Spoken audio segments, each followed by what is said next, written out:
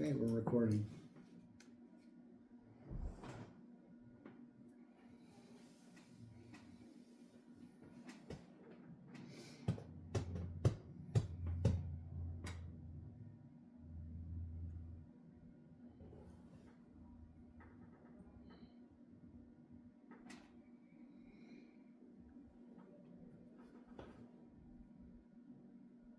Good or bad, attitudes spread like a virus.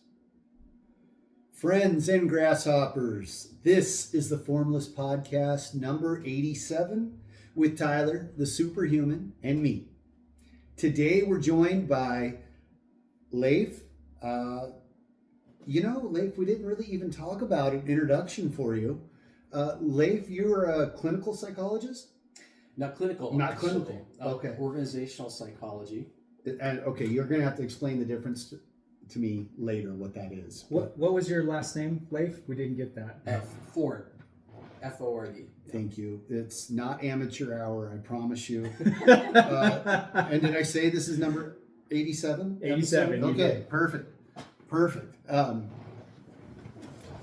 So you wanted to come on and talk about relationships? Is that the case? Yeah. All right. Well, before we do that, I'm jumping ahead. I've had too much caffeine this morning, so I apologize.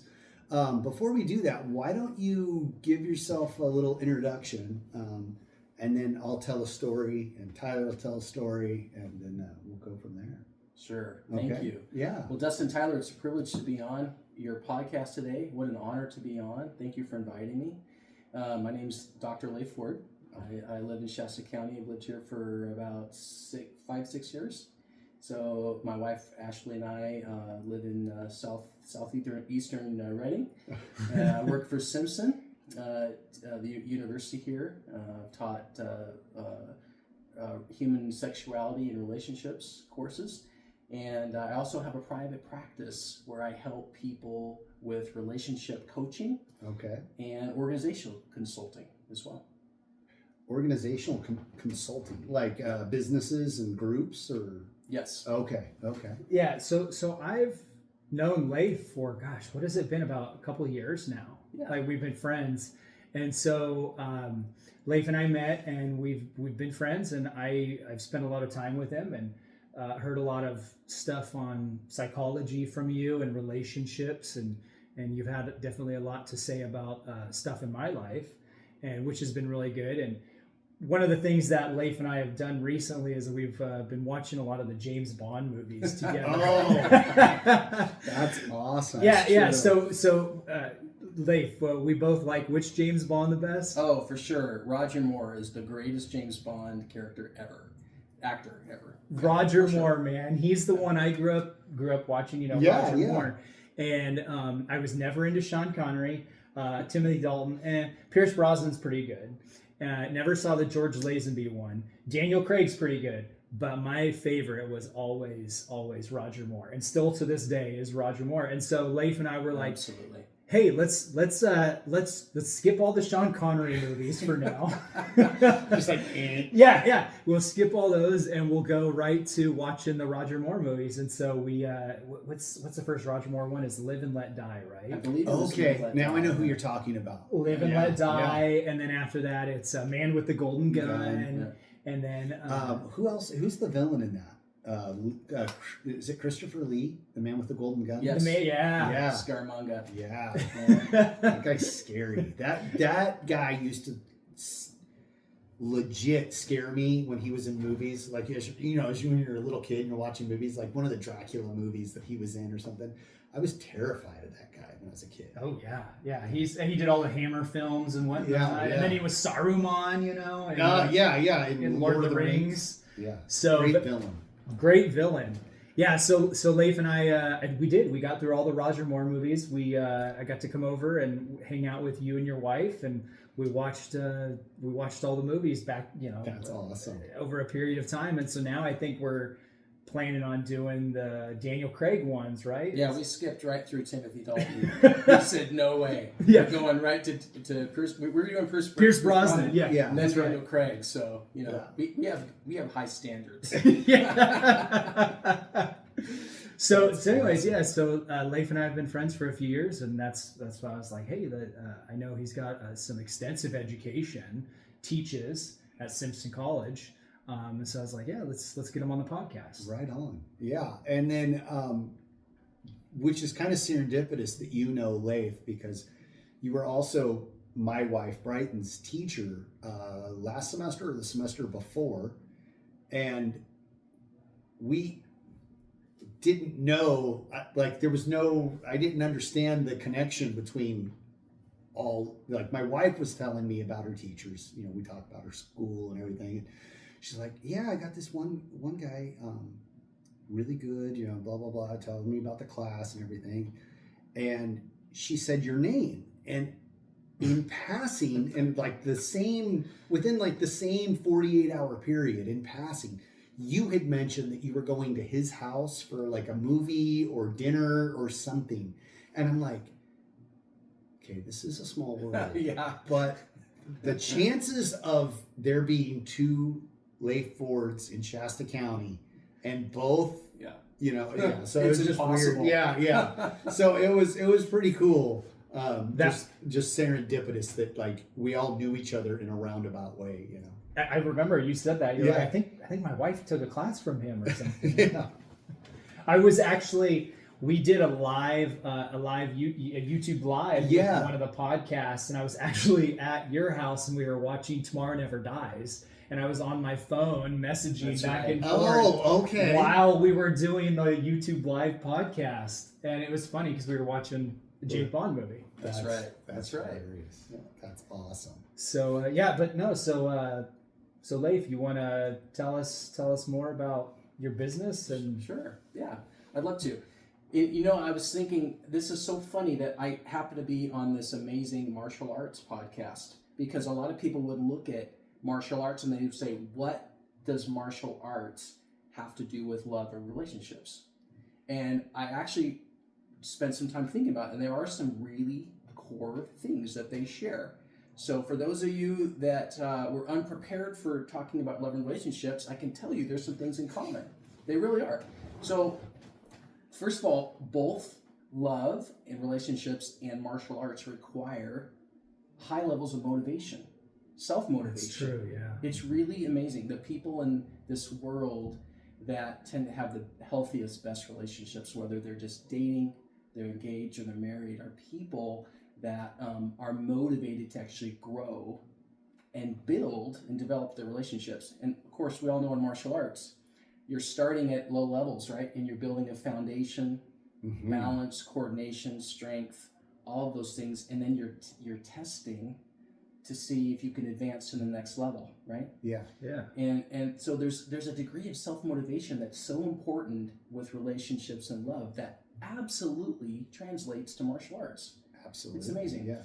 Another thing, you have an outside observer who's watching you, instructing you, and showing you how you can advance, who's rooting for you, hoping that you will advance to the next level.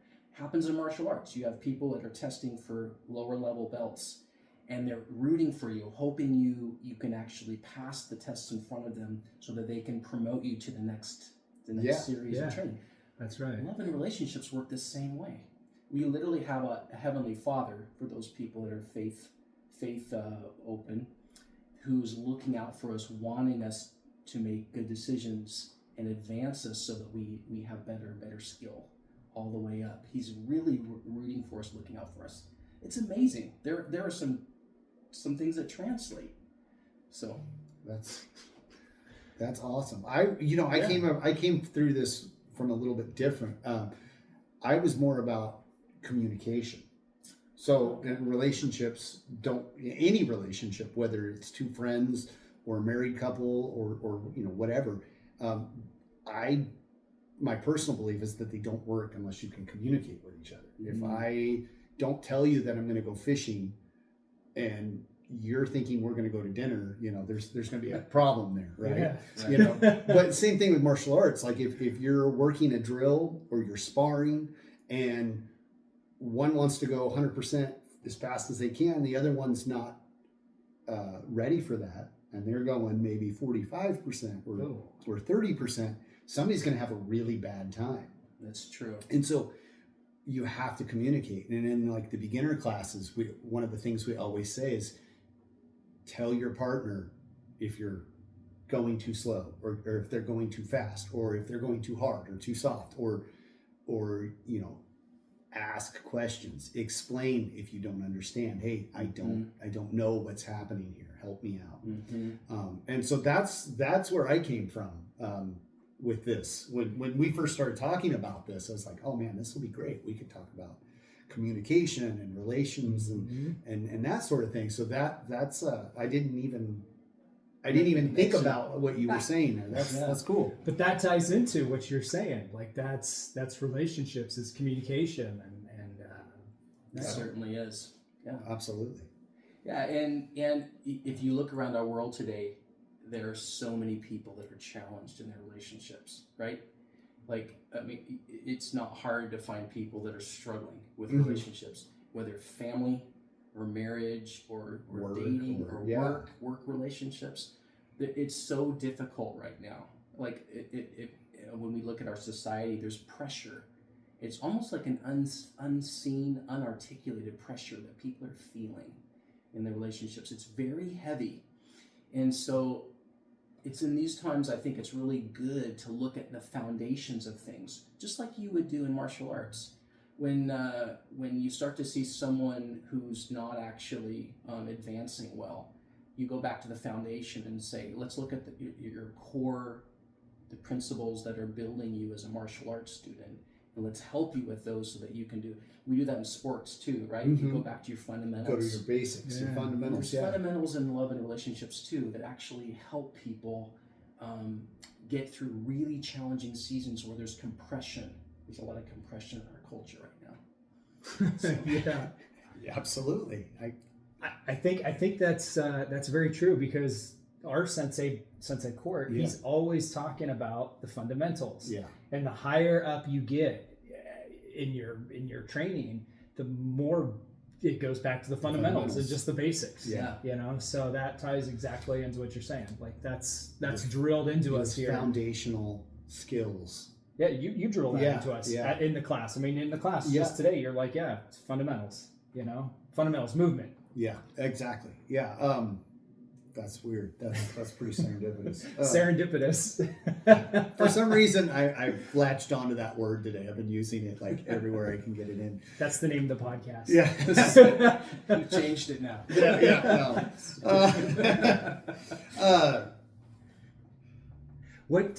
Go ahead. So talk a little bit about let's hear about your education. What community college did you start at?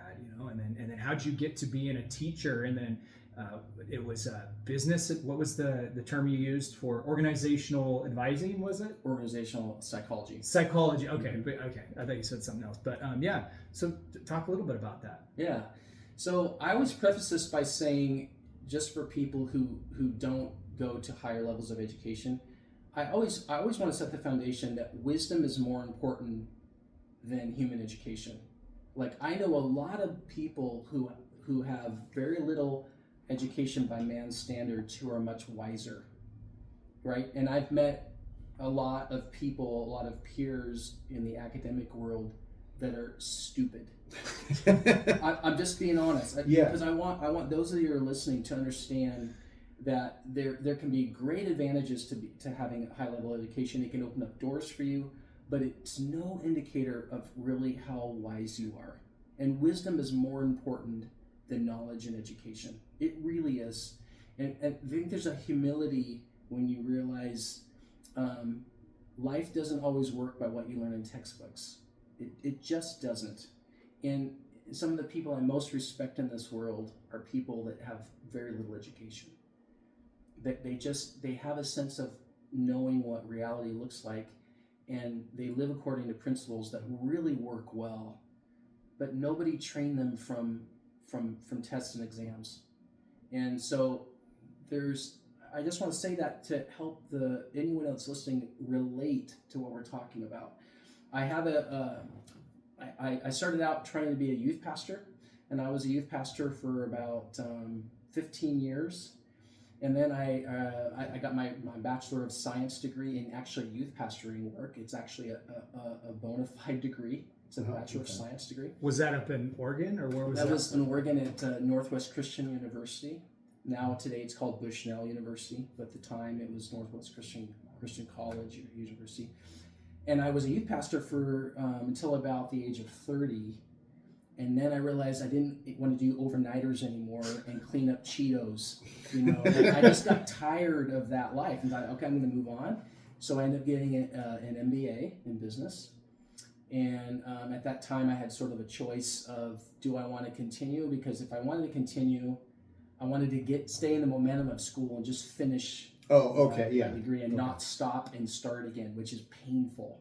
So I completed my PhD in organizational psychology from Walden University in 2016. So that was for the purpose of consulting and actually helping people and businesses with different types of problems, things like that. So I'm very relationship focused. So one of the things I like to do when I come into businesses is look at how I can make them credible.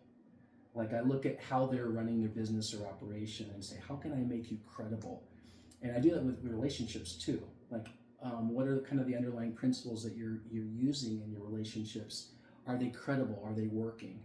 There's a little bit of Dr. Phil, Yeah. How's that working for you? So I like Dr. Ford. Some Dr. Ford. So when you do that, is there a certain element of just observing? Yes. Because I can imagine you deal with people that you're meeting for the first time a lot of times. Yeah. And with that, there's no there's no familiarity. So you kind of have to have I would imagine you would have to have some degree of separation where you're just like, I'm just here, fly on the wall, to just kind of observe what's happening and figure out the dynamic. Yeah, a lot of my clients, I teach them the acronym LOVE, which is L stands for listening, O stands for observing, V stands for validation, and E stands for empathy. And so if you practice LOVE, you learn how to actively listen. Listening is a forgotten tool in our society. We really don't know how to listen very well. We usually hear small fragments of what people say. Mm-hmm. Oftentimes we're behind a computer or a phone, and there's so much lost. You can't pick up in people's emotion, their contact, and body language. I hate text messages. By texting. So if you're gonna have a serious conversation, I think that's for me, that's the worst way to do something. Yeah. Serious conversation. Just call me on the phone. Tell me you don't like me or whatever. Yeah, exactly. No, and that's sorry, not to interrupt. That ties directly into martial arts. Like when we're sparring, Oh yeah. You have to, you're talking about, actively listening and listening to the whole thing. And Sensei Court talks about, he's talked about in the past where when we listen to people, the first thing we do is we listen to validate what we already believe or something to that effect. Does that sound about right? I think he said something like that. Well, I know especially with the younger groups. Yeah. The first thing we do when we're sparring, okay, we get everybody on the mat. We got 20 kids on the mats, and they're all got their gear on. They're all excited, especially if it's some of their first times doing that. It's okay, how fast do you want to go? Show your partner. And then you have one person doing the action and the other person's just standing still and watching. And it's okay, now match their speed. Mm-hmm. And then we have them we have one person hold their hand up. Okay, now hit them. How hard do you want to be hit? And it's always fun to watch. There's all sorts of different personalities and different actions. And you got some of these kids that are super fired up, and they're going as fast as they can, and then they're hitting your hand as hard as they can. And then you're okay, now you get to reverse that. Yeah. And so you're okay, you want to go that fast, and so you start swinging at them real fast, and then you're okay, hold your hand up, and then you hit their hand as hard as, and then they're you see their eyes go, oh, the realization sets in, especially if there's a size discrepancy. Oh, yes. Yeah. Or an age discrepancy as a teacher's, because it's not always a perfect world. We don't always have like the even numbers. Right. And so a lot of times if you're instructing, you get roped into like sparring with somebody who might be 8 years old or 30 years old or whatever. But it's super funny to see like this 8-year-old kid that's all fired up, and then like hitting you as hard as they can in the hand, and then you're like, okay, now it's my turn. Yeah, no, and I think that with sparring, like I was saying, you gotta read your partner. Mm-hmm. You can't, it's not some vacuum that you're out there sparring in there. You're literally pinging off of them, and the higher level you get, the more you notice the little body language things, like you were teaching us in class today, the small details. Like you were teaching us in class today, like leading with the shoulder. I was like, oh, you could like fake somebody out with your shoulder, and make them think you're gonna punch this way, and then you're bringing your fist up the other way, like and that you can only get that by being present and actively observing, I guess you'd call it, sparring, because it's visual, whereas listening, we're talking is audio, but same principle. You've got to be like right there. Right.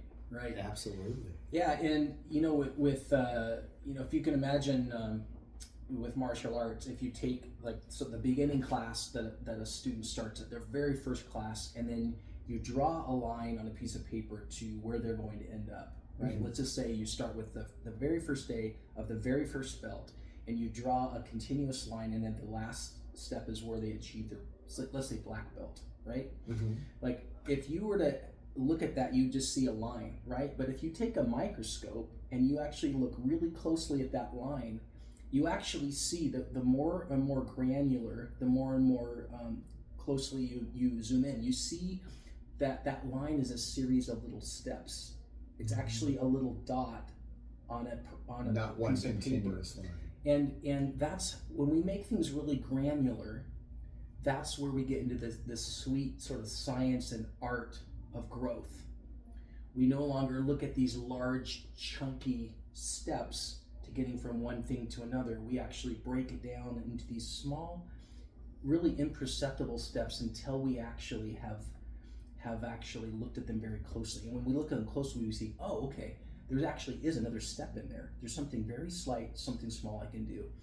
And relationships work the same way. The people that have really good relationships and know how to love well are people that break things down very granularly. They actually care not just about having a relationship, they care about the process in which they get from the beginning to the end. And they look at this like almost like small little dots on which look like a line to everybody else, but they're actually small little dots. It's like the highway markers on the highway from Reading to Sacramento. You forget about all those tiny little markers, and if you looked out the window the entire ride for 2 hours, you'd get kind of seasick looking really closely.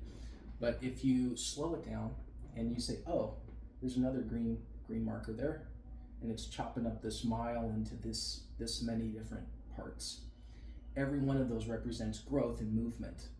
And so the more granular we look at things, sometimes the better off our relationships work. Just like in martial arts, it becomes more fundamental.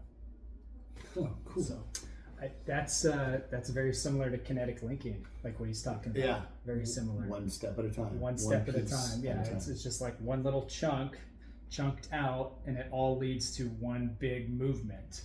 It's very similar. Yeah. Or like the micro versus the macro view. Yeah. That's awesome. That's profound, Leif. Yeah. Excuse me, Dr. Ford. I get a lot of time to think about these things, so probably too much time, my wife would say. Uh-oh. So this wasn't something you set out to do from like the get-go.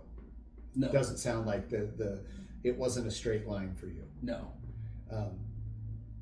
Yeah, that's interesting. I know one person in my life, I've known him my entire life, and since as early as I can remember, he's always wanted to be a police officer, and that's all he would talk about is how he was going to be a police officer when he grew up, and he's a cop now. And I've always been fascinated by that because like my life is not that linear. It was like just spider web everywhere. And it sounds like yours did a little bit of that as well. And it's easy to when you have anyone on to talk about anything to think, oh, they must be an expert on everything. And honestly, this is the human side, okay? The other side of it is you go through trial and error. You go through pain of missed opportunities or terrible choices. Or this looks really good, and then it's not as good as I thought it did. And then so what's this look like? Exactly. There's detours everywhere you go.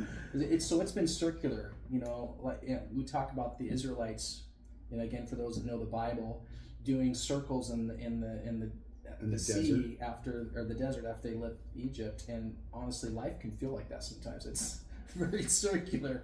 It's like the Lord takes us and goes, okay, we're going to do another lap, and then when we get back, I'm going to ask you, did you learn anything of this last time? Nope. Okay, well, we got time. We got another year. Let's do this again. I got more quail and manna than you can eat. Go ahead, let's just do this again, And 40 years. Yeah. Sometimes growth is just getting the Lord actually wearing you out until you finally just give in and say, okay, Lord, I'm going to stop kicking and resisting. So... Yeah. Okay. That's good. No, that's really good. So you got your PhD. Yes. And that was from Northwestern. It's from Walden University. Walden University. Yeah. And then where's Walden University? They're based in Minneapolis, Minnesota, and they actually were an online institution. Okay. So I did mine from when I lived in Oregon at the time. I started and completed it there. Okay. So you went from Oregon, and then now you're here in Northern California teaching. Yeah. Yeah. Yeah. What brought me here? Yeah. Like what was the Lord's path for that? Well, I had been a pastor for a lot of years. My large chunk of my working career has been working as a pastor, and that taught me a lot about relationships. And then essentially I had a family tragedy happen about 5 years ago, and so that tragedy sort of necessitated me or not necessitated it gave me the opportunity to move out of Oregon and come to California and live here. And I felt like at the time the Lord was essentially saying, I'm going to give you a new family, from the one that's been taken by the enemy. I'm going to give you a new family, and your family starts with finding your right tribe, and your right tribe is here in Redding. And I had come down to Redding to kind of check it out and be around the community here, and I loved it. I found a lot of support and so the Lord began healing things, and this is part of my own personal testimony. I went through an unwarranted marriage termination, and so wasn't working as a pastor anymore. Not because I had done anything wrong, simply just because the church I was working for didn't have the sort of the grace to help a pastor who had lost his wife, and so they just didn't have that kind of grace to see, and so that kind of came on the track of me moving down here. At the time, the Lord spoke to me about love. He spoke to me about Hosea, and at the time I was feeling unsuccessful about relationships and unsuccessful about love. And one night I was sitting at home reading the Bible, and the Lord said, why don't you flip over to Hosea? So I began flipping over to the book of Hosea. Didn't know much about Hosea. I knew that he had married an immoral woman. He had married a prostitute, Gomer. And the Lord said, he said, you have a choice. He said, it's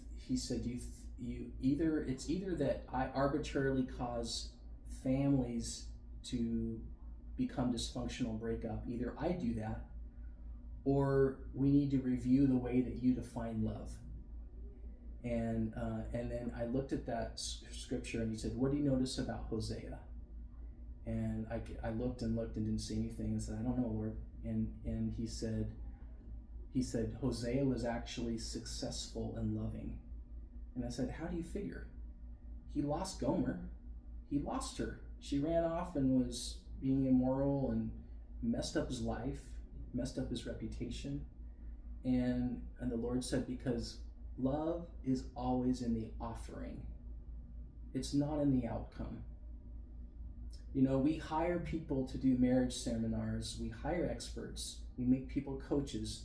The people that have the red line tickets at these marriage seminars are all people that have been married 35, 40 years. And the only difference sometimes between their house on one side of a white picket fence and their neighbor is not who knows more about love. It's the fact that people in the church have said that love is based upon outcomes. And the Lord said to me, he said, you know what, if love is based on the outcomes only, I'm the most failed being in the universe, because about 50% of the people I offer love to will reject me. And I still run after them looking for relationship.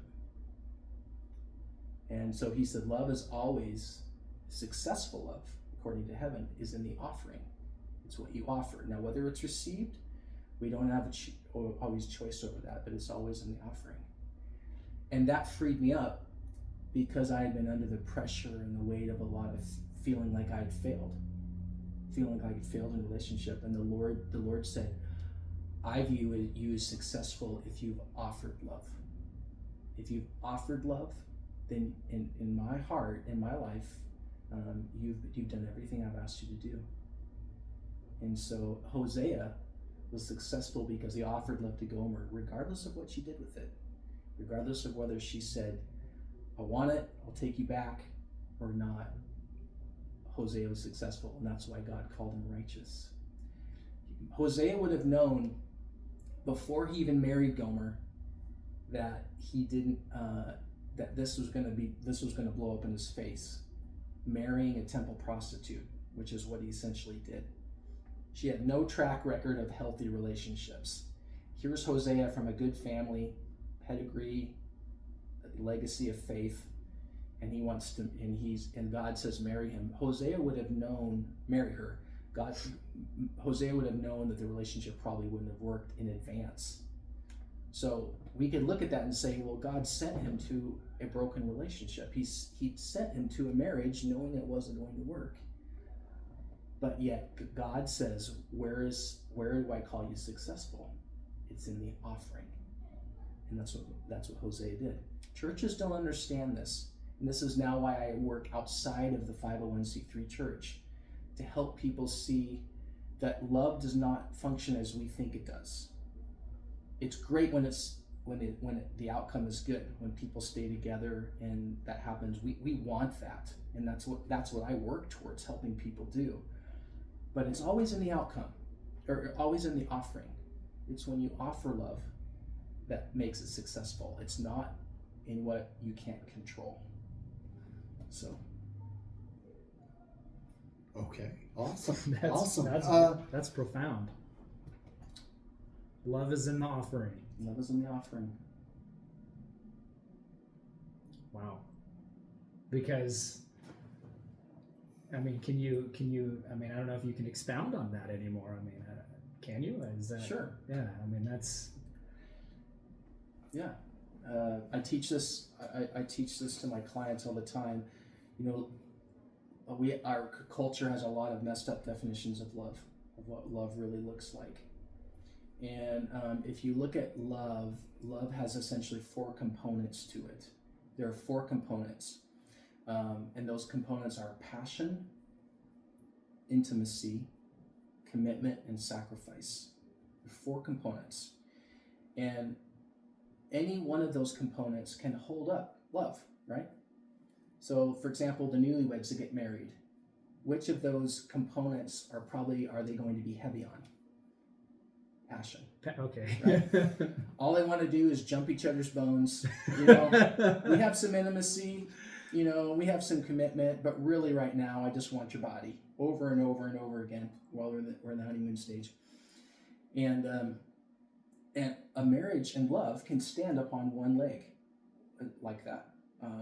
And then you can also have, for example, intimacy, right?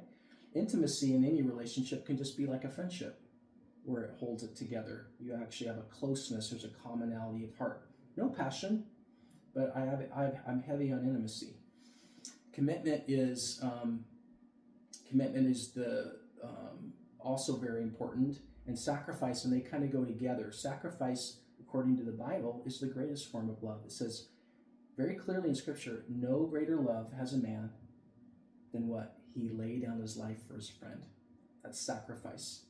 What's unique about sacrifice? Why does the Bible call it the greatest component of love? It's the greatest component because sacrifice receives nothing and offers everything. Like all the other ones, passion, I give you my body, you're going to give me your body. Intimacy, I give you my emotional connection, you give me your emotional connection. Commitment is you give me commitment and I'll give you commitment. But sacrifice can function literally when there's nothing else left. You have, for example, the husband and wife who get married, and then maybe one of them is in a coma and finds themselves bedridden in a bed, and they're on life support, and they're that for 30 years. And that maybe, let's say the husband's taking care of his wife. He can no longer have sex with her, so there's no passion left in their relationship. He can't speak with her, so there's no intimacy left. But there's commitment, and there's certainly self-sacrifice. There's certainly sacrifice. And so what you see is love is able to stand on one or two of those legs at all time. A consummate love has all four of those. And that's what I help my clients move towards, is to help them have passion, intimacy, commitment, and sacrifice. When they meet a life partner, that they can find someone who has all four, who offers all four. That's the fullest expression of love you'll ever have in this life. And so that's the goal, is to move people towards that. But should they run through a rough time, if they need to, they can stand on one or two of those legs. Their relationship will be okay for a time. Does that make sense? Yeah, I imagine it varies. Like, obviously you want to be standing on all four legs, but it doesn't happen that way all the time because life's not perfect. Right. Somebody gets sick or something happens to them, then you have to you hobble around for a little bit until you get healed up, and then back on all four. That's right. Yeah. Okay. Well, I've never been married, so I can't speak to those, but well, I have for a little bit, but yeah. No, I totally see what you're saying there. As far as it requires both people, though, to put the work in. Yes. I would imagine. Oh, yes. At least in my own experience, it definitely requires both people to put the work in. Yeah. And not, just like anything else, you can't apply 100% effort all the time. Things distract you, life distracts you. You get sick or you break your arm. You're not going to be able to bench press what you were once bench pressing with one arm. Right. So there's all sorts of variables and things that happen that can throw you off, I'm sure. Yes, absolutely. Relationships are never 50% and 50% like people teach you. It's 100%. It's 100%, and sometimes you're picking up the slack for other people. So, yeah.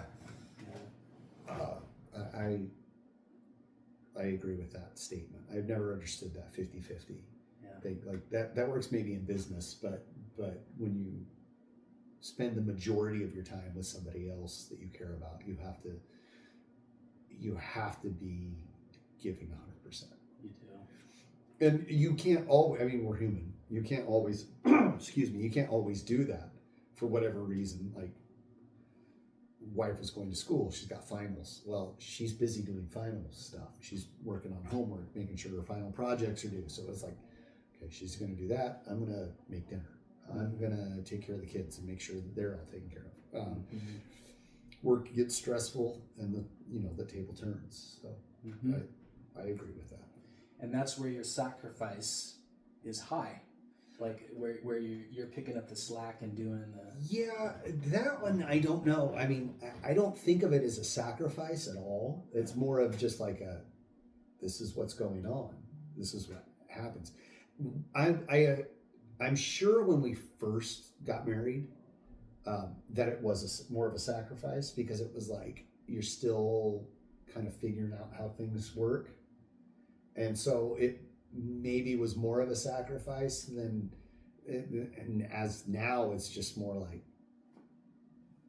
whatever. Yeah, it's just another Tuesday. Yeah, you know. Yeah, another Tuesday. Yeah, it's like whatever. Get the job done, you know. Whatever that case may be. So yeah, I don't know.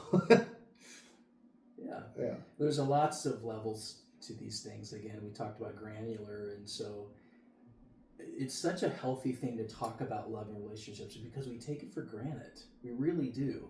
Like, this world tells us, what love looks like, right? I mean, the movies tell us things like love is never having to say you're sorry, right? Like, we have these classic definitions of love that we hear from media, but if you really pull them apart, if you actually look at them, you find out usually they're missing something. We've all been told this, right? Especially those of us that are maybe faith-based. We've all been told love is not a feeling, right? Love is a commitment. We've been told that. And love is a commitment. As I mentioned, commitment is one of the 4 legs. Mm-hmm. But the problem is we have this either-or perspective when it actually is a both and. So passion actually is feeling. It's connected directly to feeling. So as much as any form of love has passion, it is connected to feeling. It is. And so we do people a disservice in the church or outside of the church when we set up a broken understanding of love.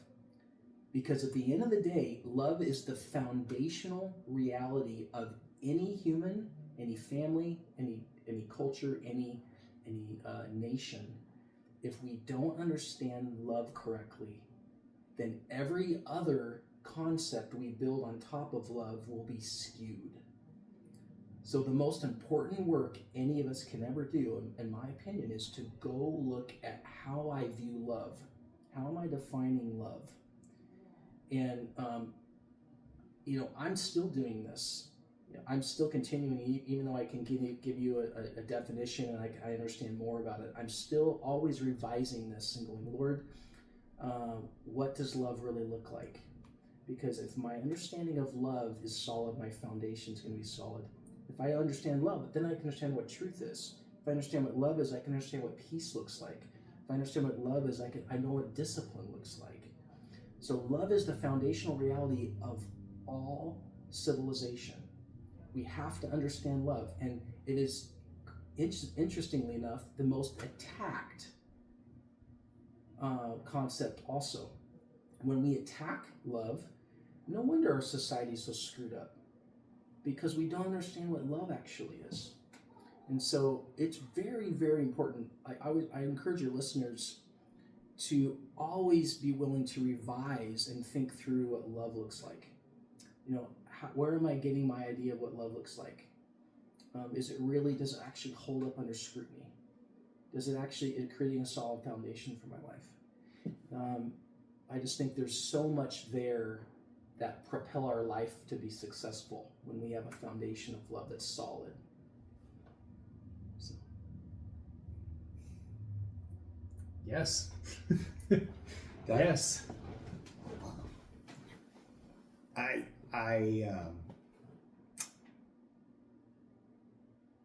keep going back to the communication thing and how much easier it is if you know how to communicate, and it's foundational or fundamental. Just being able to communicate and say, hey, that in any relationship, hey, that doesn't work for me, or this, let's do this. Let's, if I can't communicate what I'm thinking or how I feel, then I'm setting myself up for a hard time. Mm-hmm. And that works in whether Tyler and I are trying to punch each other or make a business decision, or deciding what we're going to eat for lunch. Yeah. You know, so that's interesting.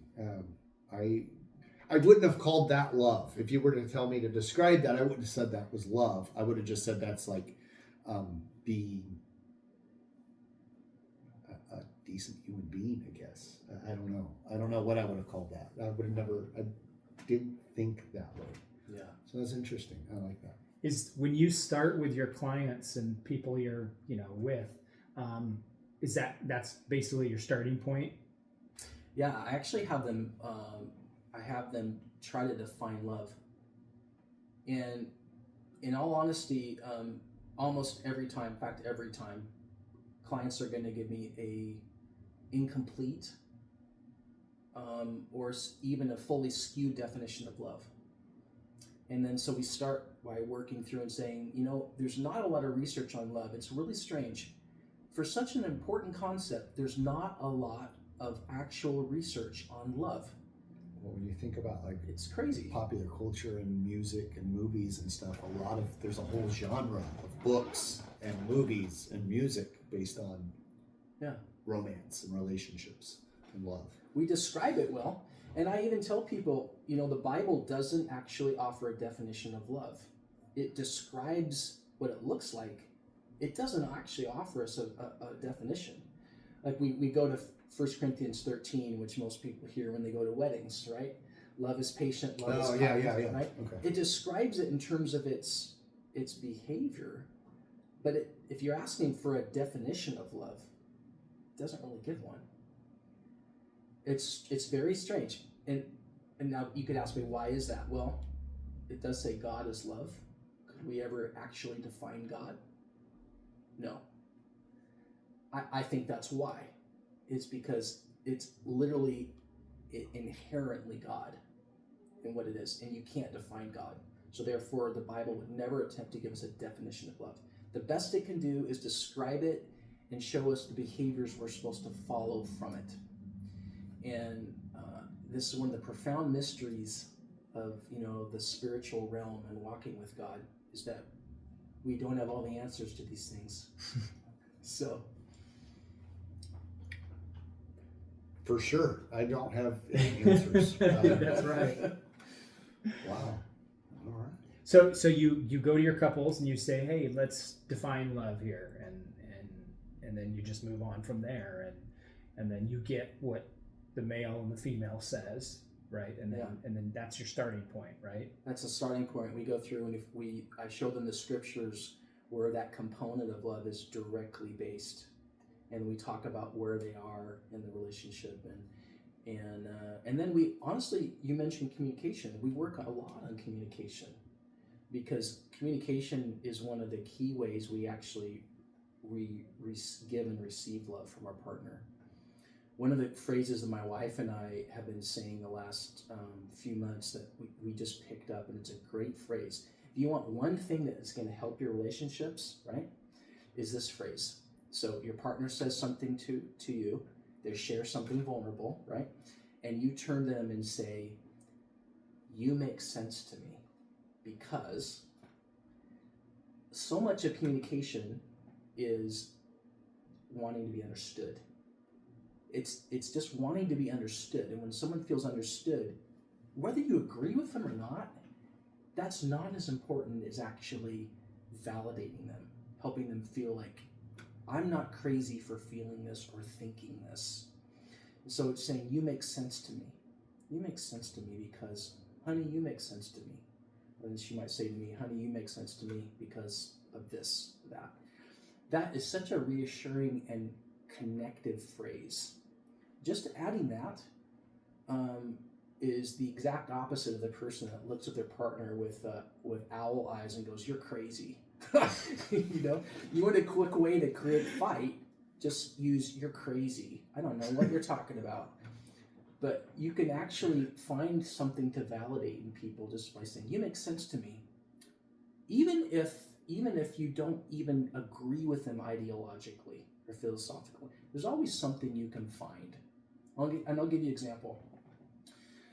My wife the other day said, we were talking about something, and I shared something, and she had a completely different idea of what this situation was.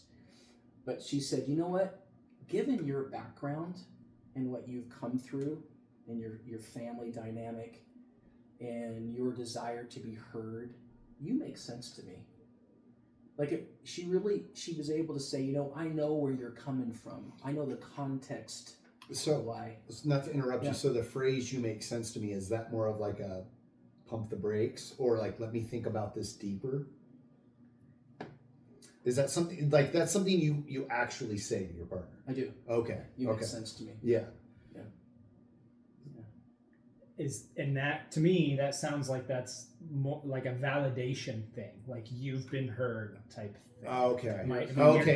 Because I was taking that as a different like path, and I was thinking about something that my wife and I do to each other a lot is we don't do to each other. We say to each other a lot, like if there's confusion, if we're talking about something and I don't understand or I don't know what her intent is, I ask her a question, and we don't always do this, but we try to, is no dancing. So if you're going to tell me something, don't dance around the problem or don't beat around the bush. Just say it, like no dancing. I don't want to go to Burger King today. Or whatever the case is. I don't want to go to class tonight. No dancing. And then it's like, oh, okay, you're telling me, and the rule is like, or not rule, but like the thing is like, if you're going to tell me that without sugarcoating anything, then I can't get mad at you because you're being honest and you're not trying to like spare my feelings. You're not just doing the thing that you don't want to do because you know it's what would just be easier. Right. Right. So that's kind of where I'm going with that. When you say you make sense to me, I'm like, okay, is that where we're going with that? Like, yeah, it's similar. It's staying on track to what your partner has offered you, right? Like, So and then helping them kind of connect with you. You're walking towards each other. You're forming a bridge. Well, yeah, and it's like the goal is to not get into a fight. Yeah. Yep. Like that's because that sucks. Like I don't want to fight with anybody. So if I can avoid that, even though the outcome may not be what I want, then it's like better if everyone's happier. Right.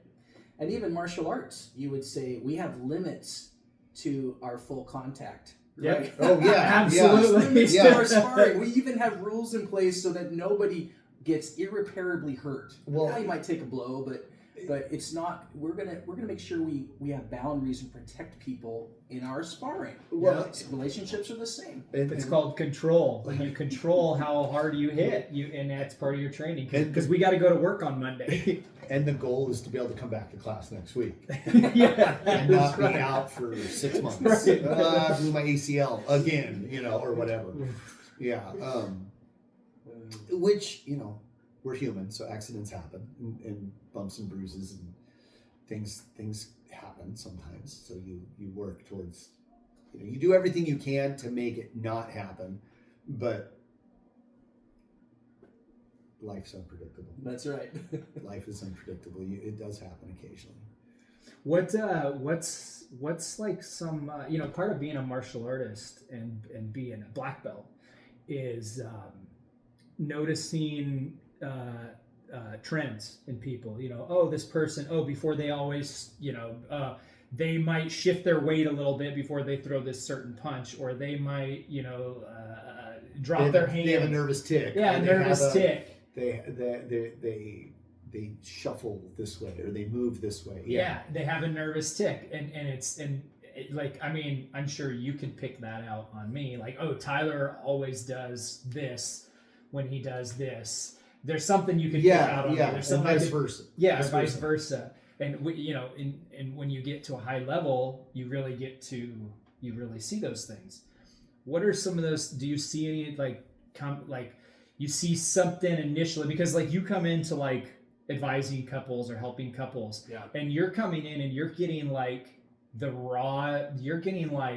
proof in the pudding right in front of you. right? Like right in front of you, pretty honestly. Yeah. Right. So like you're able to pick up stuff immediately, usually, versus if you were friends with somebody, another couple for 10 years, you would pick up their tics differently than you would somebody that you're like, you just met. That's just coming to you fresh. You've never seen them before. And you're like, well, here's the proof in the pudding right now. Right. What are some of the tics? Yeah. Like, I mean, just can you talk about that? You know, I mean, because obviously you're a high level person in your education and your training. Yeah. Versus like what we're talking about, like black belt stuff. So we pick up on tics. I'm sure you pick up on nervous tics or relational tics. Relational tics. That's a great way of saying it. That's actually really true. I might borrow that. Relational tics. You can have it. So there we go. Right. Not patented. No, not yet. It's a Tylerism. A Tylerism. Nope. All right. Yeah, I can think of a couple. So one is that just on a bigger level, that most of the couples I see, the individuals tend to be self-referenced, not other-referenced. And this is true to our culture too, but most people, you look at Genesis 2 and Adam finally meets Eve, right? This beautiful naked woman walks to him in the garden, and Adam in his naked self gets up, rubs his eyes, he's been sleeping, and he sees her, and the first thing he says is, you are flesh of my flesh and bone of my bones. He's other-referenced. Completely. He has no sin in his being. He's completely whole. You are flesh of my flesh. Now you skip over one more chapter to the right, and this is after they both had the fruit. They tasted the fruit. And the first thing you hear Adam saying is, God says, what happened? And Adam said, this woman you gave me, she caused me to eat it. Right? It's her fault. He shifts blame. He throws her under the bus. Why? Because he's self-protective, and now he's self-referenced. From that moment, we see the change from Genesis 2. I can be completely other-referenced because my needs are completely met. Now I'm self-referenced. A lot of the couples I see in the office are self-referenced. You can even hear their language, and I'll give you an example. So one of the couples is talking about a problem they have. Let's just say it's taking the garbage out, right? And the wife says to the husband, I really wish you would take the garbage out because it starts to smell. And the husband says something to the point of, if you could think of that phrase, I really wish you could take the garbage out because it starts to smell. Think of that as a green ball, right? So she bounces the green ball to him. But the husband actually takes that green ball, takes it out of the game, and inserts his own red ball. And he bounces the red ball, and the red ball says something like, yeah, I don't mind doing trash, or he talks about something completely different. I wish you would not nag me when I drive, right? So what he's done, and what couples do, whether it's man to woman, woman to man, is they take out the conversation, and they're not able to bounce back what has been bounced to them. And this is part of the fall. And we all are susceptible to it, and we have to work at this. So the best thing we can do with our partners is and I do this with my clients, is I teach them, when your partner says something, find a way to bounce that back to them. Don't take out that ball, insert your other colored ball, and bounce it back to them. That's how you invalidate people. That's how you make people feel crazy. That's how you help them or cause them to feel not human. So going back to that conversation, the wife says, I wish you'd take the trash out, starts to stink. The husband could say, I hear you saying that when I don't take the trash out, it starts to stink, and then you'd like me to take it out. Did I get that right? She goes, yes. He goes, okay, well, here's what I will do to help with the trash. He bounces that green ball right back to her. So he stays on topic. He stays on topic. It's similar to what you said, but I'm adding a little nuance to it so you can see, because of our brokenness in our world, we are self-referenced inherently, and we need help coming back to being other-referenced. So we can make whole conversations about other people when we need to. We can take ourselves out of the conversation, and we can make it about them. If you've ever had family members, maybe moms, dads, mentors, people who could not do that, that creates wounds for children because they never feel heard. They never feel like they have a voice. So the best thing that we can do for our loved ones, whether they're girlfriend, boyfriend, mom, dad, brother, sister, anyone, is to literally train ourselves to offer back what they've given us. Some form of connecting it so that they feel heard and validated. It also makes for more efficient communication anyway. Like our culture now, with a lot of the younger generation, they're used to throwing something on a computer screen and hoping something sticks, and then waiting for something to get thrown back at them. It's just a big food fight. It's a big fight. It's a big fight, and it's not efficient, and it's not actually healthy communication. It's like throwing something sensational, hoping something lands, and that you get a sick burn on someone. Then they can throw a sick burn back at you, and maybe you're going to feel validated somehow. That's terrible communication. It's a terrible way to treat people. So we need to learn. So you talked about the tics. The tics have to do with we need to focus on being other referenced. God meets our needs. I get my needs met in real community and relationships, and therefore when people talk with me, I can make conversations completely about that other person if I need to. The most emotionally intelligent people I know can do that. They don't insert themselves into the conversation. They actually can send things right back to people that says, I hear what you're saying, and this is how I'm responding to what you introduced. Here's what I'm saying. So it's good practice. Yeah, and there's a saying that goes right along with what you just said that I've heard. What's everyone's favorite subject?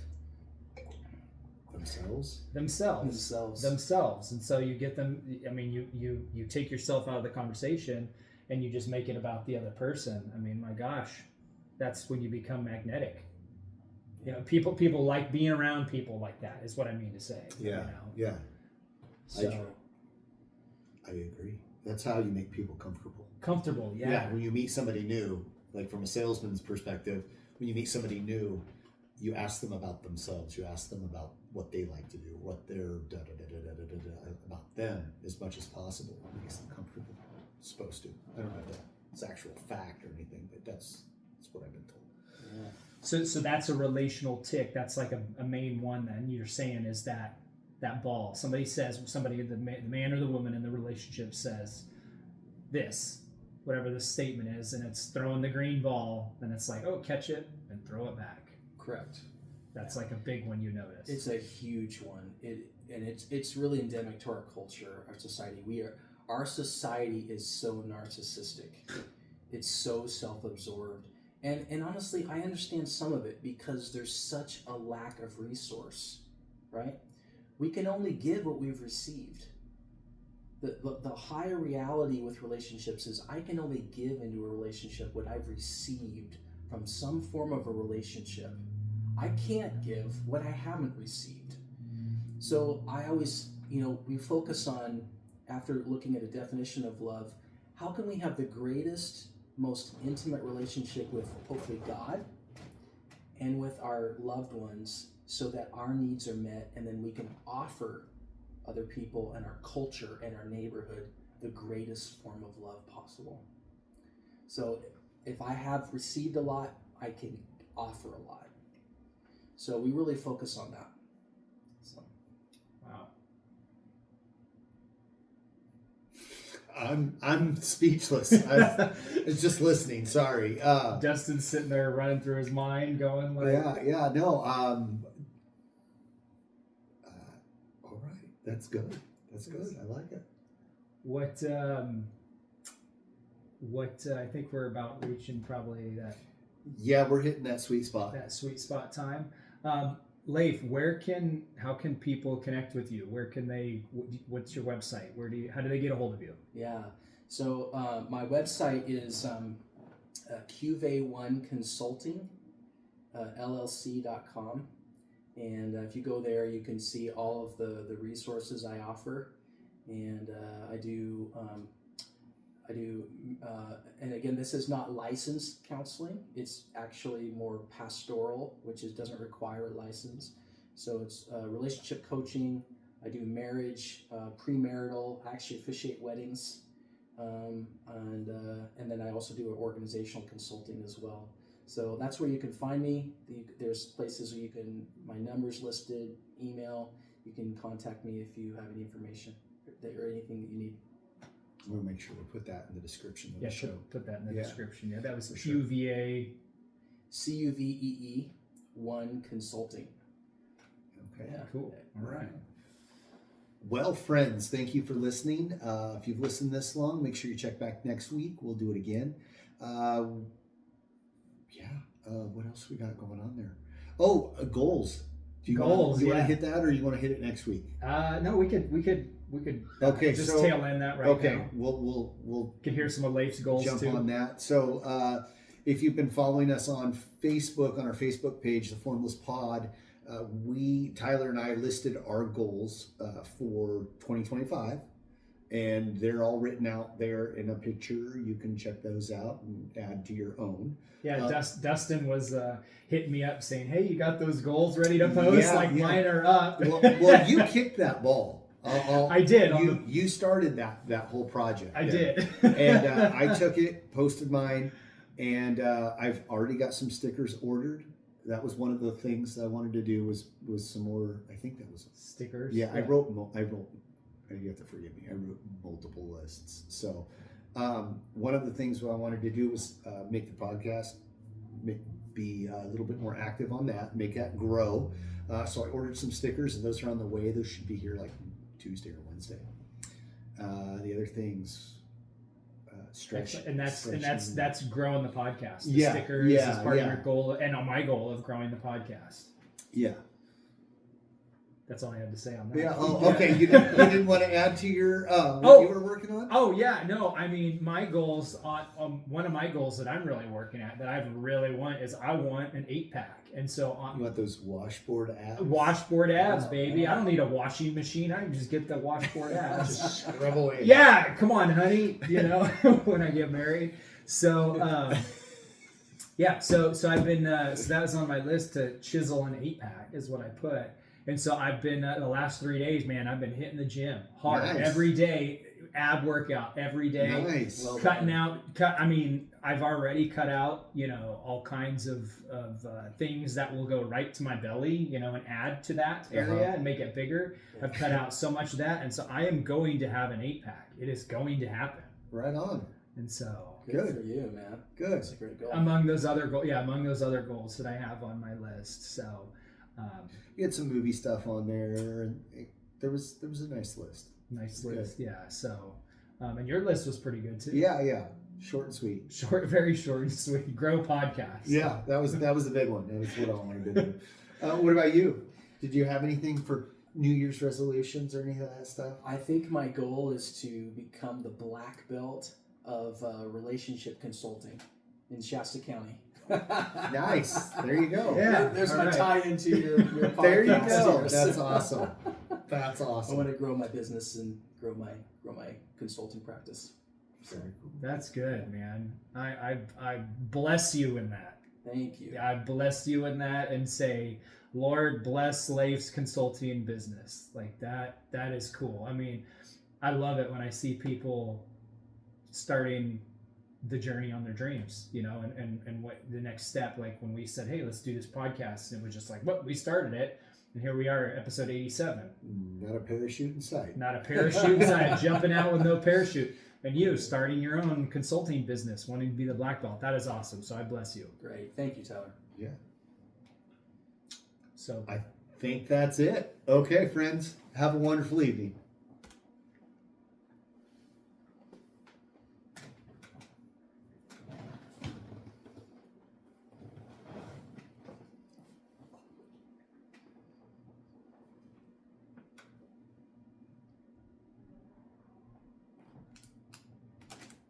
There we go. Done. that was fun. That was a good one. Did it give you some